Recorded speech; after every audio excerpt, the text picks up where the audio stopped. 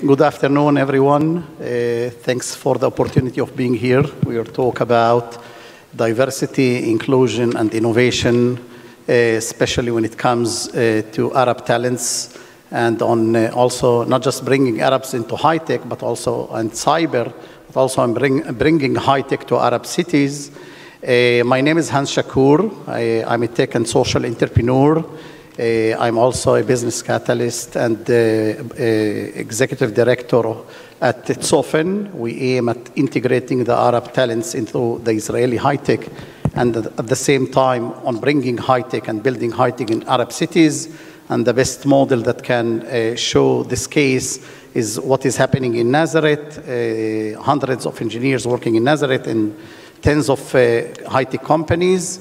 This is a model we are trying to develop and at the same time to bring to other Arab cities.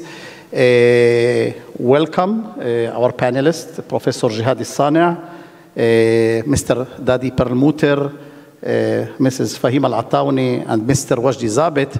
And I will start by asking you, first of all, welcome. Thank you for the time being here. Yeah. So let's start by, I would like to ask you to introduce yourself instead of me introducing you. So please. As a good afternoon, it's almost afternoon. So I'm Jihad Alsan. I'm professor of computer science. You hear me? Okay. So I started my studies in Gurion University for bachelor and master. Then I worked sometimes in Herzliya and HiTech. Then I get Fulbright to doctorate in United States, and I finished, and I come back to Gurion University. And the first time we get electricity at home was actually my first year in my PhD while I was in the United States. So before that, we don't have electricity, which is quite a challenge to do computer science without electricity at home. Good evening or good afternoon. I'm Daddy Perlmutter. I'm an ex-executive vice president of Intel Corporation. I studied at the Technion. When I studied at the Technion in the 1970s, I studied semiconductors. Everybody told me, you're an idiot, why you study this bizarre subject. Well, world proved that semiconductors is like what oil was for the industrial world. And I'm very happy. Today, I'm spending my time between technology startups. One of the entrepreneurs that I support is a PhD doctor from Hebrew University, and a lot of social activities. One of them, I'm a co-chair of Tsofen, who deals with bringing Arabs, youth into the Israeli high-tech, and Israeli high-tech into the Arab community. And last but not least, in the past 4 months, I'm the chair of a government committee that deals with increasing the human capital of Israeli high-tech. When we started, Israeli high-tech was about 10 to 11% of the overall working workforce in Israel.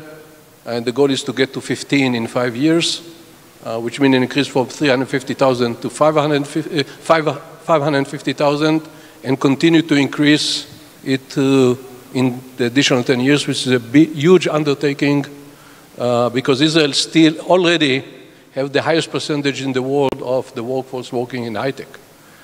And one of the main issues that, and while walking in, I was talking to people from the ultra-Orthodox community and also the activities in the Arab community, bringing the communities that today under-participate is a huge deal and a big part. And in my view, it have 3 parameters which are all good and working together. One, the Israeli economy needs this workforce to join. The community, the Arab community, this workforce to improve the economy of the Arab community, which is way behind what the Jewish community. And last but not least, working together have a huge impact, and tech is a great place for people to work together, because when you talk about tech, all the differences are forgotten, and all of a sudden people realize that there are not that many differences after all. Thank you. Thank you. Hello everyone, I'm Fakhim Atauna. I'm Executive Director for Siraj Advancing High-Tech in the Bedouin community. I come from the south. And Siraj, it's Arab word, and it's meaning source of light.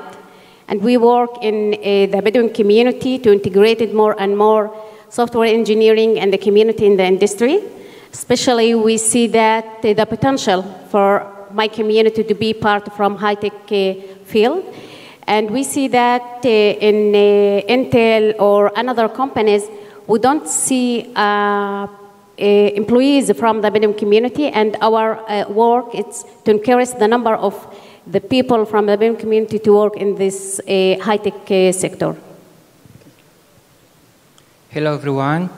My name is Waleed Di Zabit. I'm from Kfar Manda, which is a village in the north. I studied in the Technion for software engineering BSc degree, and I started to work at Checkpoint at 2005. I worked at Checkpoint more than 13 years, and then in 2019 we decided to leave Checkpoint and build our startup, Orca Security, which is I am a senior software engineer and co-founder in Orca. Thank you. Well, I will start by telling something about myself. When I was a young kid, my mom told me, study and you will become whatever you want. But, later on I realized that what she actually meant that I can become a doctor, a lawyer, maybe a CPA, but not an engineer. So Professor Jihad, you represent the first generation of Arabs who studied high-tech professions, a pioneer back in the time when it was not possible to say high-tech and Arabs in one sentence. You have made a long journey and built an impressive academic and social career, but what made you back then choose high-tech despite the challenges you faced, and what contributed to your success? Okay, thank you for the question. It's interesting. I think I was very lucky to grow up in a family where my father was pretty much, he never went to school. He only knew reading and then writing in Arabic. He was hospitalized for 96 days in Kaplan, where he learned to speak Hebrew and read and write and speak in Hebrew.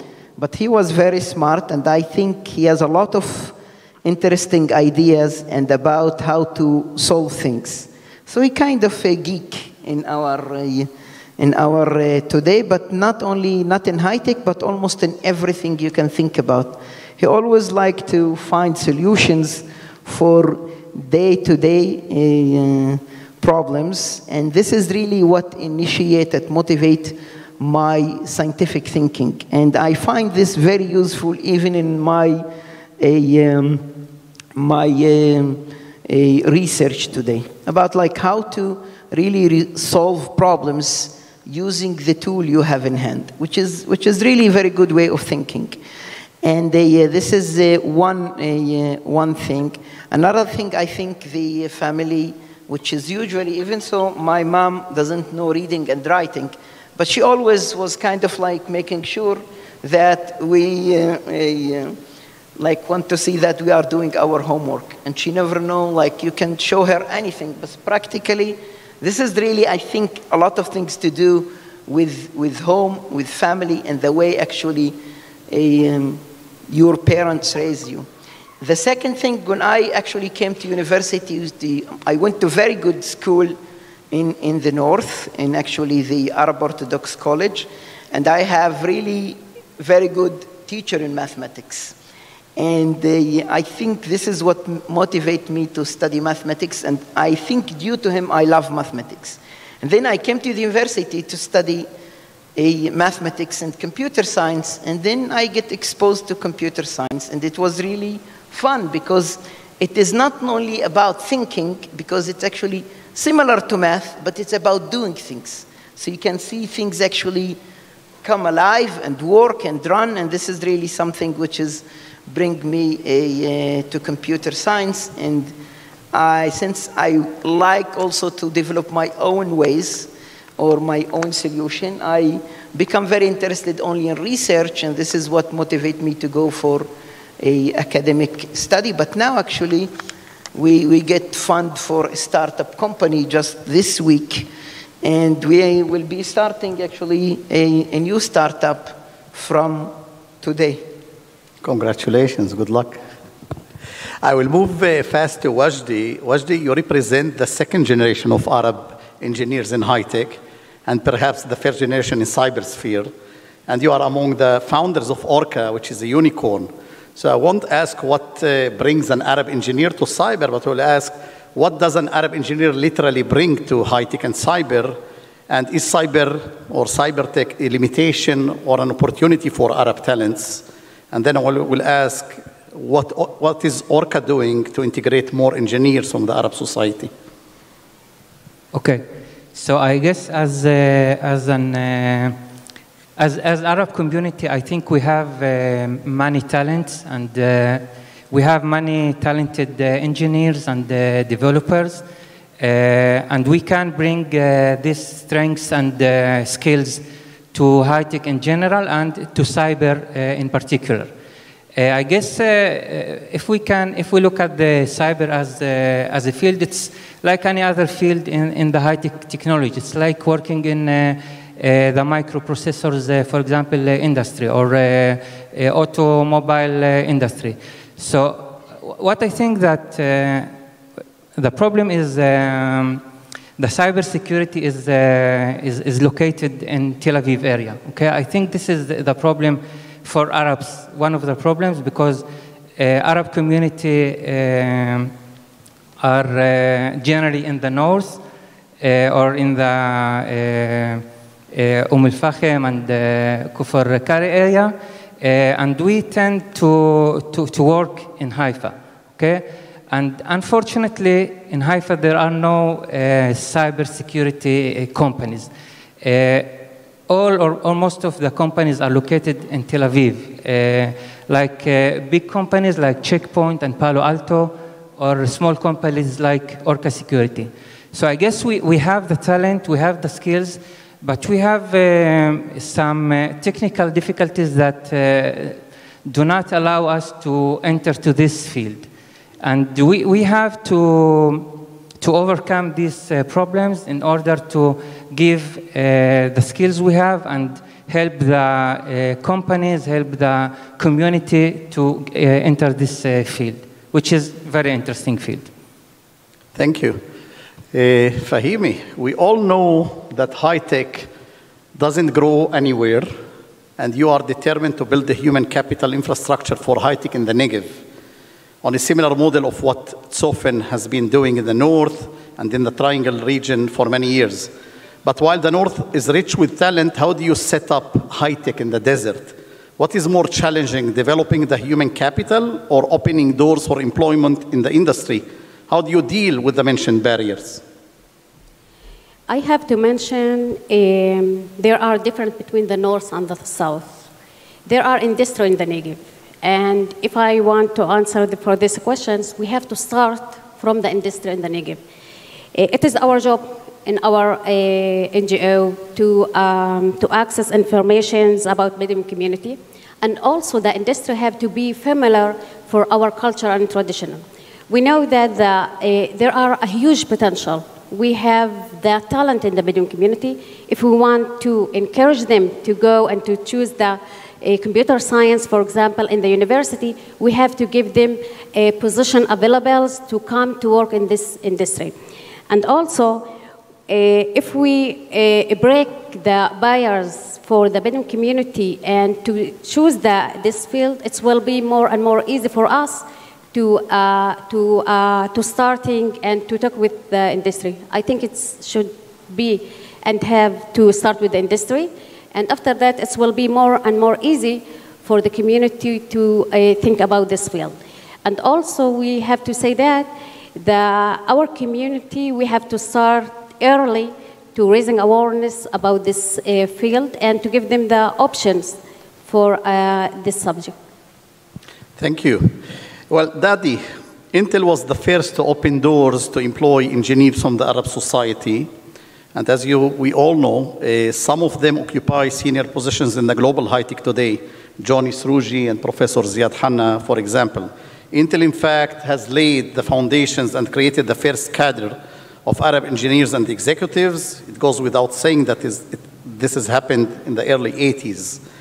So after a glorious career in global high-tech, and today you are leading the special committee for integrating populations into the Israeli high-tech, and you were also a partner with us, including with me, in concluding the 5-year plan that was approved as a part of the government resolution 550, Taqaddum. So how do you see the integration efforts and challenges along the way today? Has the industry done enough? How is it that companies that are growing here and enjoy crazy flow of capital are the ones that invest the least in the integration and the employment of Arabs?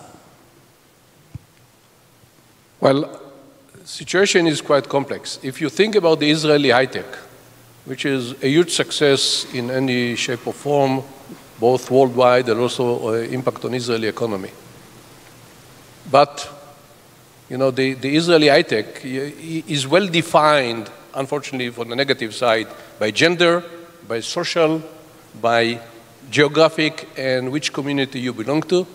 And if you kind of pick someone from the Israeli tech, the chances that this person will be a male living in the center of Israel, studied in a top university, and probably in the top 3, maybe 4th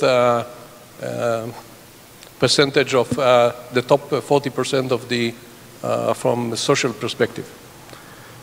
Unfortunately, the Arab society, both in the north and the south, kind of touch the 3 of the 4 parameters.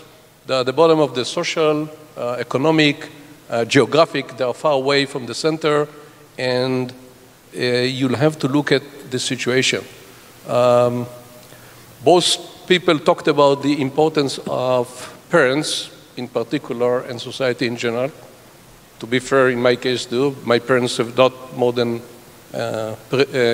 elementary school education. Nevertheless, for them, education was the #1, and therefore all their kids have been with university diplomas and got success. So I think #1, which I think Tsofen is spending very much, you know, convincing the parents, because a parent, the most important thing is the success of their kids. I don't think I have to teach everyone that that's the case. It's true for every community I've met in the world. #1 thing is how we guarantee the success. Now, the parents does not necessarily know what it is that will create the success, because they are most of the time kind of captives of the old beliefs of what is success, and with the change, it's a huge one. Education is the key. If I think one of the major things that in my committee, and today this morning we have discussion with the Ministry of Education, how you change the education system from the get-go to make sure that they are feeding to a world which is built on technology, not just high-tech. Everything is going to be digital these days. So education in the Arab society have to be significantly improved in a good way. The third one is very much, okay, we succeeded to move youngsters into going through the top schools. How are they going to get integrated? The problem is that most of the companies which are in the center of Israel don't know a single Arab person, so they can't, you know, in Israeli tech, and I'm one of the people to blame, the program of a friend bring a friend. How you bring good people? You ask a person, you are a successful person, bring your friends. What will they bring? In the Israeli tech, they bring the most brilliant friends they have, because they don't want to be ashamed later on that they brought an idiot to work. Now, who the people bring? They bring their friends. So job #1 is to get the first few Arab employees, or it could be ultra-Orthodox, because what happened at Intel in the 1980s, what happened, we brought few people, they brought their friends. Of course, who their friends were? The people they knew from the Arab society. So how we got the big names that Hans mentioned, and they brought their friends, and all of a sudden, there's a large population, and since Intel was at that time the only tech company that was hiring Arabs, of course we got the best of the best. So I think we need to jump to this one. finding a ways, and that's one of the things that the committee look at, finding the ways to find out that how we help, you know, some kind of companies that deal with that know and make this introduction. The moment you go through this one, in a few years, you'll probably go for this one. The fourth one, which I think is a big deal, is how you distribute the Israeli tech. And today, I think there's a new model coming up, which is, you know, we used to, because of the COVID, to work from home. Now people talk about the model of working close to home or near home, which means I'm an Israeli tech, and what I'm trying to convince the tech industry, other than you're a Microsoft or you're an Intel or you're an Iron Source or a Checkpoint, in the past used to be, okay, I'm not going to build 5 different development centers through the world. It's too expensive, it's too far away, not working well. But what if you rent office space and get people to work and bring them to work 2 times a week, which is what people usually do, and we learn to find out that it's not necessarily so bad, there are limitations and problems, but working from far away is not necessarily a bad thing. And all of a sudden you have employment opportunities, which is not just in Tel Aviv, and whoever is trying to drive into Tel Aviv anyway is going to take 2 hours each direction. So you're wasting a whole working day just to drive in. I think it's, if you get to this model, now there's a lot of things to do. You need to have an ecosystem, it has to be probably a place close to a university or a college, which means the students could start be working even before they graduate. And I think if you look at all that, but you have to look at the whole food chain, the whole stream of how you create these people. And I think I'm very optimistic because I've seen the change that have happened because of the activities both from Tsofen and Siraj, that how these things, but it takes years. You have to have a lot of patience and resolve to get things done. Thank you. Speaking about education, Professor Jihad, there's often a talk of so-called barriers facing Arab academics on their way to high-tech. Apart from a practical experience or little practical experience, we hear about the language barrier, Hebrew or maybe English. Is that so? What language is the real barrier in your eyes? And is the academy doing enough? And is the public education system doing enough? Thank you for the great question. I think it is the Arab education system is improving. There used to be, like usually, the Arab Christian system, which is excellent. And especially in the South, we have a very bad education system. And this is one thing where we established actually a high school for science, which was carried out by a group of academics, which is actually making very good job in preparing students for the university. I think one of the things which is missing in the Arab communities or in the Arab society in the general is the exposure to science an early stage. This is one thing which is very important. You rarely see, for example, science center in the Arab villages. They rarely get exposed to kind of project and development and innovation in the after school.